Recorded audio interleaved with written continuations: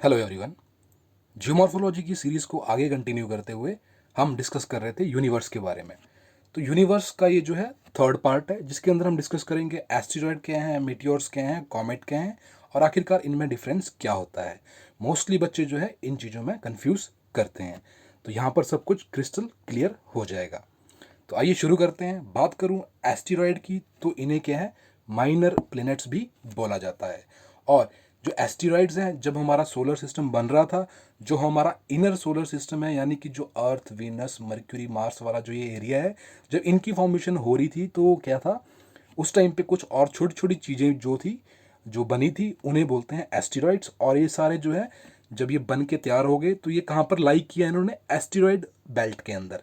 तो जो ये एस्टेरॉयड बेल्ट है, ये जो मार्स है, जो ये मार्स है और जो जुपिटर है उसके बीच में पाई जाती है। तो वहाँ पर हमें एस्टेरॉयड देखने को मिलते हैं। इनर सोलर सिस्टम का ये जब बन रहा था तो उसके जो रिमेन्स थे इन्हें बोला जाता है। मार्स और जुपिटर के बीच में लाइक करते हैं। और ये क्या है, सॉलिड इरेगुलर रॉकी बॉडीज़ होती हैं। ये देखिए, ये कुछ इस तरीके से, ये रहा देखिए मार्स और ये देखिए जुपिटर, इनके बीच में देखिए आप, ये कुछ छोटी छोटी बॉडी देख रहे हैं। ये देखिए कुछ इस तरीके के पत्थर, ऐसे ये रॉक्स हैं, इन्हें बोलते हैं एस्टेरॉइड्स। ठीक है। तो जब ये सारी फॉर्मेशन हो रही थी तो इस दौरान ये बने थे और ये यहाँ पर लाई हुए थे। और इसके अंदर जो सबसे बड़ा जो एस्टेरॉयड है उसका नाम क्या है, ये देखिए सीरीज। तो यहाँ देखिए 1/3 मास ऑफ जो एस्टेरॉयड बेल्ट है वो इसकी वजह से है। और सबसे पहले जो है इसी को ही डिस्कवर किया था, सीरीज एस्टेरॉयड को। इनका कोई भी एटमॉस्फेयर नहीं होता, कोई इनके साथ रिंग्स अटैच नहीं होते, तो इन्हें बोलते हैं एस्टेरॉयड। और ये सारी क्या है, एस्टेरॉयड बेल्ट है। तो कुपियर बेल्ट हमने जो है पिछले लेक्चर में डिस्कस की थी, डिफरेंस मैंने आपको बता दिए थे। ये इस तरीके से हैं। और ये देखिए, ये रहा हमारे, है ना, ये इनको बोलते हैं इनर, और ये सारे क्या हैं, आउटर प्लैनेट्स। तो ये जुपिटर और मार्स के बीच में क्या है, एस्टेरॉयड बेल्ट लाई करती है। तो 150 एस्टेरॉइड्स हैं जिनके जो हैं, जिनके साथ क्या है, मून भी अटैच्ड है। ठीक है। और साथ ही सबसे पहले जो एस्टेरॉयड और जो मून का जो जो ये एसोसिएशन है, जो सबसे पहले डिस्कवर की गई थी वो थी ईडा एस्टेरॉयड था, और उसकी जो मून का नाम है डक्टाइल मून।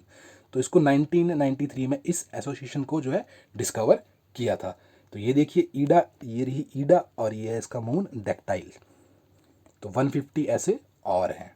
और नासा का जो ये डॉन मिशन है ना, ये वेस्टा एस्टेरॉयड है और सीरीज एस्टेरॉयड है, इनकी स्टडी के लिए इसे लॉन्च किया गया था। तो ये एस्टेरॉयड्स हैं। अब बात करता हूँ कि मीटियोर क्या चीज़ है। तो मीटियोर को समझने से पहले हमें समझना पड़ेगा कि आखिरकार मीटियोरॉइड किसे बोलते हैं। तो जो ये मीटियोरॉइड बेसिकली क्या होते हैं, ये क्या है, स्मॉल बॉडीज़ हैं, देखिए इस तरीके की, जो कि कहाँ, हमारे सोलर सिस्टम में जो है घूम रही हैं, सन के अराउंड ये घूमी जा रही हैं। तो इन्हें बोलते हैं मीटियोरॉइड। लेकिन जब ये मीटियोरॉइड जो है अर्थ के एटमॉस्फेयर के अंदर एंटर कर गया तो इसे बोला जाएगा मीटियोर। देखिए कुछ इस तरीके से, जब ये अर्थ के एटमॉस्फेयर में एंटर होता है ना, तो जो मैंने बताया था आपको कि जो मीजोस्फेयर है वहाँ पर ये जलना शुरू हो जाता है। तो जब ये जलेगा तो ये शूटिंग स्टार की तरह हमें नज़र आएगा। तो इसे बोलते हैं मीटियोर। और जब ये मीटियोर अगर पूरा जल गया तब तो ठीक है, कोई नुकसान नहीं। तो कई बार क्या होता है, ये हाफ बर्न्ड रह जाता है और धरती पे आके गिर जाता है, तो उसे बोलते हैं मीटियोराइट। तो मैं उम्मीद करता हूँ कि आपको तीनों का डिफरेंस समझ आ गया होगा। और जो सबसे बड़ा मीटियोराइट धरती पे गिरा था उसका नाम क्या था, होबा। होबा कहाँ गिरा था, ये देखिए ये रहा होबा। ये गिरा था साउथ अफ्रीका, नमीबिया में। ठीक है। तो ये कितना वेट है इसका, देखिए 54,000 किलो।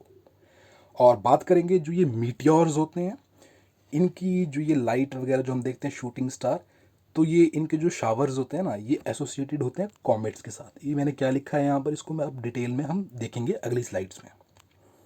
तो ये रहा होबा। अब बात करते हैं कॉमेट्स की। कॉमेट्स बेसिकली क्या है, ये cosmic snowballs of frozen gas, rock and dust. ठीक है। तो ये क्या है, एक स्नोबॉल है जिसकी के अंदर, मतलब जिसके अंदर क्या क्या है, रॉक भी है, गैस भी है, डस्ट है, सब क्या है, सॉलिड फॉर्म में है। जब कॉमेट्स जो है सन के अराउंड ये भी घूम रहे हैं, है ना। तो जब ये सूरज के पास आते हैं तो क्या है, due to the heat of sun, इनका जो आइस है ना, ये पिघलना शुरू होती है और जो गैसेस ट्रैप्ड होती हैं वो निकलना शुरू हो जाती हैं। इसको बोलते हैं अनगैसिंग। तो जब ऐसा होता है ना तो ये बनाते हैं कोमा। कोमा मीन्स इस तरीके का इनका एटमॉस्फेयर, ये देखिए सारा जो कोमा है, इनका जो एटमॉस्फेयर बनता है उसे बोलते हैं कोमा, जब ये सूरज के पास पहुंचते हैं।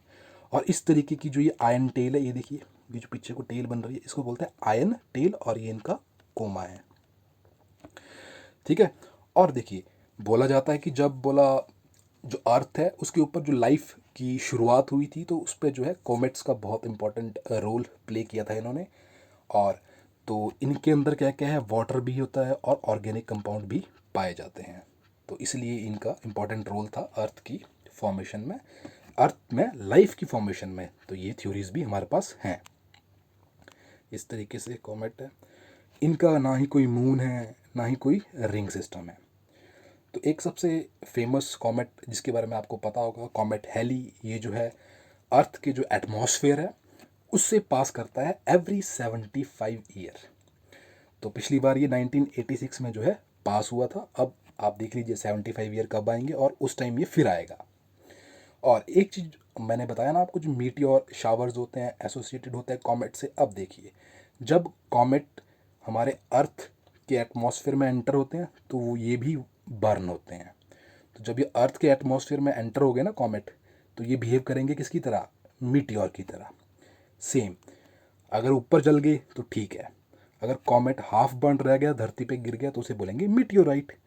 तो इसलिए जो है जो ये मीटियोर शावर्स हैं एसोसिएटेड होते हैं कॉमेट्स के साथ। तो ये सब था मीटियोर। ये देखिए ये रहा हमारा कॉमेट हैली। तो ये सब था एस्टेरॉयड, मीटियोर, कॉमेट्स क्या होते हैं।